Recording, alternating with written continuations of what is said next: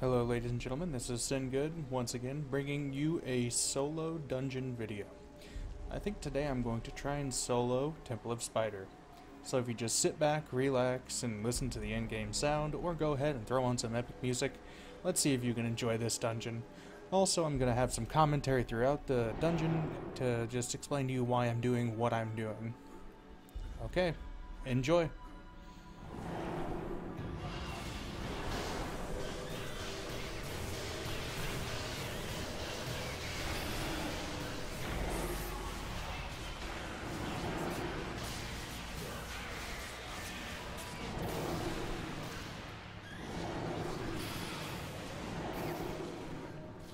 Alright, as you can see, I used Blades of Vanquished Armies and Dread Theft to get my Soul Sparks all the way up, so I'm able to use Soul Scorch. Now when I get up here to the Driders, I'm going to use Tranquil Threat, and then blow my Soul Scorch on them, just to get a lot of splash damage. Also, not while Tranquil Threat is going, but while Soul Scorch is going, you also get Lifesteal, so that's really good. That's good to keep you alive in these battles. Also, you see after I use attacks, I sprint cancel a lot.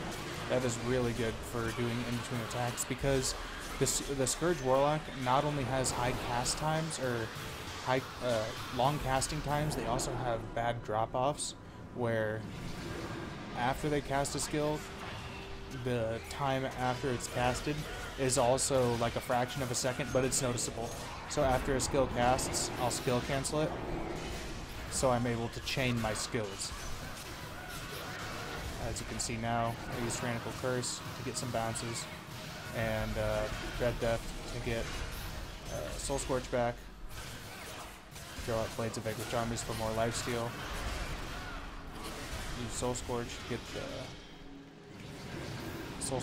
lifesteal from the dot damage. Remember, use Soul Scorch on cursed targets, because whatever you hit, say you hit a 10,000 with Soul Scorch, it will then do 10,000 over time, because it does the damage you just dealt over time.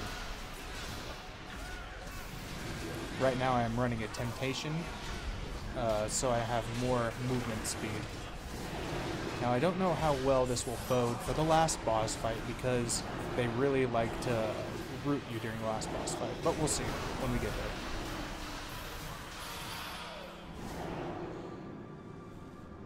As you can see, once I get up here, I'm going to throw down Blades of Vanquished Armies, just to try and get some lifesteal, or try and get some Soul Sparks. As you can see, it builds my Soul Sparks very fast because you get a Soul Spark for every critical attack that you do. So I've got 2 Tranquil Curses up, and I'll just throw a Dread Theft on them to get some damage bouncing around. Another with Blades of Vanquished Armies. Now, Blades of Vanquished Armies is not only going to hit them with its main attack, but it's also going to hit them 2 additional times, because when you attack someone with Blades of Vanquished Armies, the tooltip, I can't read it while I'm dazed, but when targets are cursed around you, Blades of Vanquished Armies will actually seek out their target and hit them. So as well as hitting them with its main attack, if you're beside them, it's going to seek out and hit them for additional attacks. And if you're using Tyrannical Threat, that's going to bounce around and hit more targets.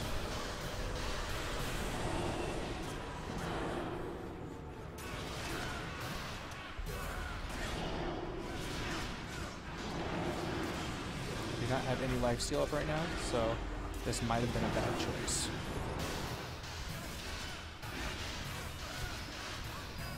Alright.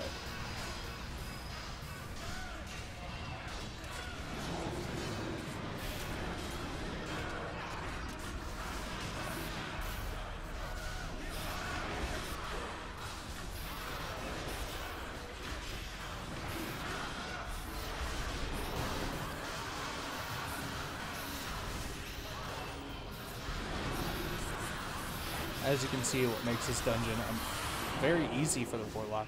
Well, not very easy, but to get the damage off, the Tyrannical Curse is very, very good. I'm just gonna get more Soul Sparks just from lining them up like this. Get more monsters out here to fight. Normally people don't pull aggression on that Rider, but I really don't care. So get Tyrannical Threat up again.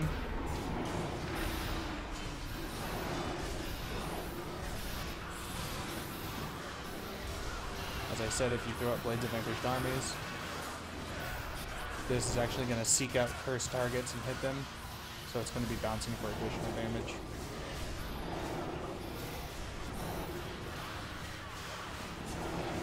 Now, in this situation, when you have a lot of high health enemies around you, you want to try and curse random targets and put a Soul Scorch on them, because the damage over time is going to benefit from you from lifesteal. And you're going to want to do that when you have Blades of Vanquished Armies and Dread Theft on cooldown, because you really don't have any other way to steal life. So you want to try and get off some Soul Scorches.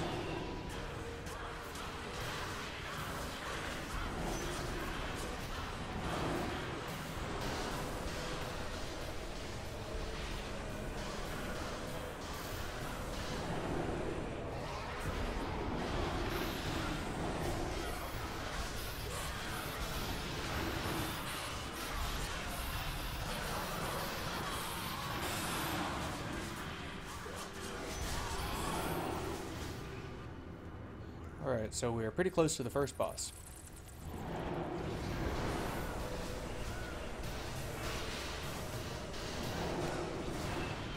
I'm just going to put my attacks on the stronger target here.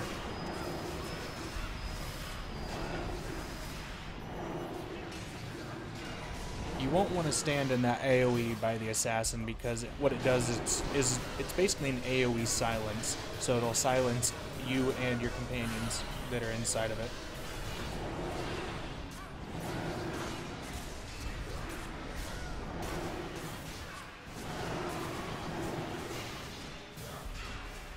Alright, I'm just going to go ahead. You can jump over this edge and skip some spiders up there. Not many people do that. But people, well, actually, you know what? Nowadays, people do it very often for speed runs. You can skip those spiders.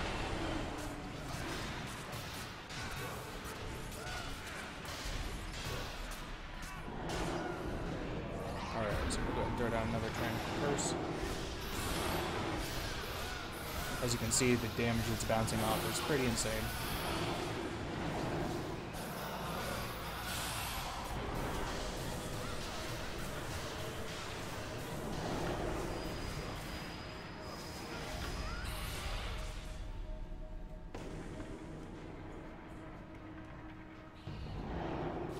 This, however, is this is also in case you're still watching this first video.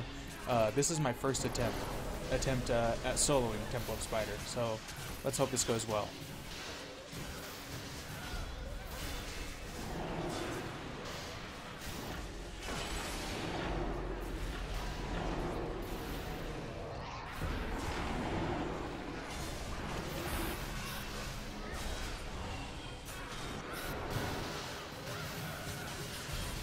Another thing that I should mention while using Tyrannical Threat, it's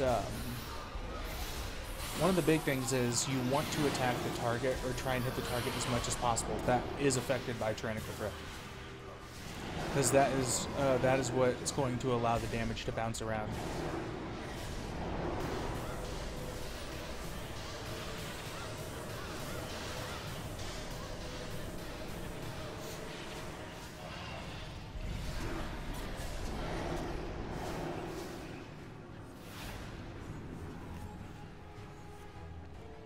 Alright, so this is the first boss that you're going to encounter in the Temple of Spider.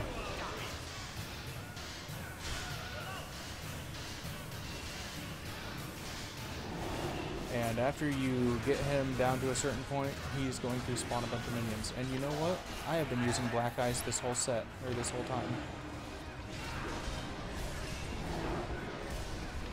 You're actually probably going to want to use the Accursed Diabolist armor set, as that yields the most damage. It is a lot less tanky, but it yields the most damage. And trying to do it. And that's going to go ahead and take care of his minions.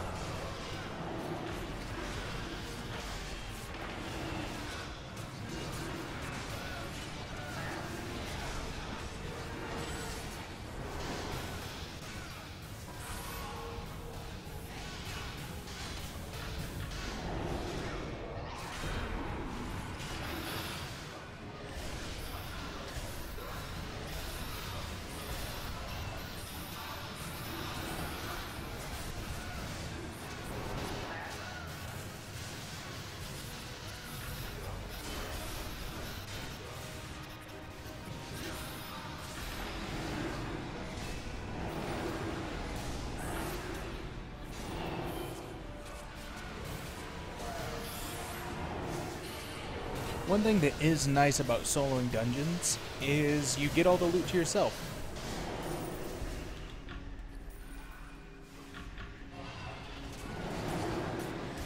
I understand that not many people have the capabilities of soloing dungeons, but it is possible.